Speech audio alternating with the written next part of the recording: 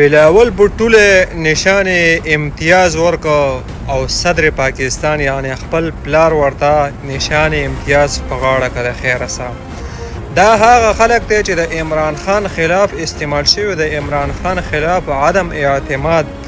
د دوی سره زمونږ پښتانه هم شامل د خیره سره مولانا فضل الرحمن، محسن داول، داسې چې کوم دی اچکزی، نور ایمل ولیدي او دغه چې کوم دی امیر حیدر خان خوتی دی، دا ټول ور سره میلاو. د افسوس خبره دا ده چې دا ملک د پنجابیانو دی، پوه شوې، دا زموږ د پښتانو نه دی. کاش چې دغه مولانا فضل الرحمن له دغه ایمل ولیدي له دغه اچکزی دی له دوی له هم څه شی ورکړی وی، چېرته وزارتونه ورکړی وی، چېرته نشان امتیاز یې ورکړی وی، داسې څه نور څه چې کوم دی میلاو شوی ورته، ولې چې دا هم استعمال شوی د عمران خان خلاف.